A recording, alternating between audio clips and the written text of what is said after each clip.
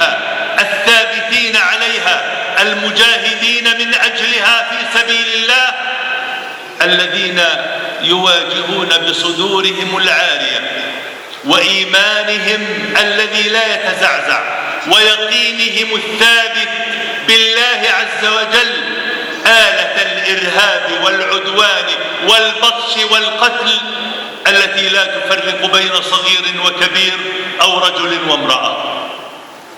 أحييكم بتحية من القدس ومن غزة ومن الضفة الغربية ومن كل حجر في فلسطين ومن كل شجر في فلسطين ومن كل نسمة هواء أو قطرة ماء في بلدكم فلسطين.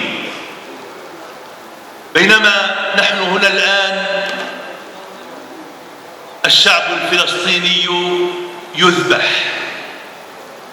أطفال يذبحون، مستشفيات تقصف بالطائرات والصواريخ،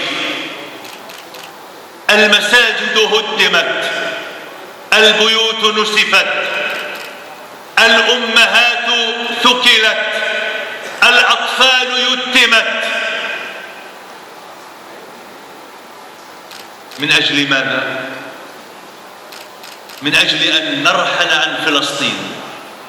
قالوها منذ اليوم الأول لعدوانهم على الشعب الفلسطيني، على أهل قطاع غزة، أن يرحلوا باتجاه مصر. هذا هو الهدف، هذه هي الغاية.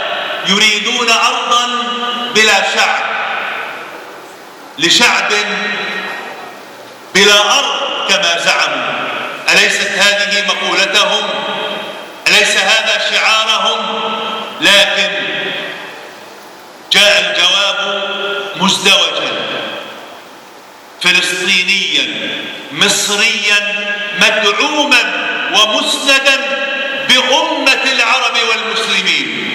نحن قلنا لن نرحل ولن نغادر أرضنا، ونرفض رفضا قاطعا الخروج من بيوتنا.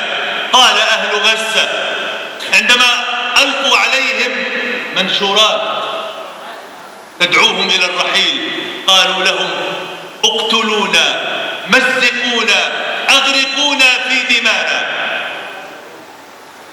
اقتلوني، مزقوني، أغرقوني في دمائي، لن تعيشوا فوق أرضي، لن تطيروا في سمائي.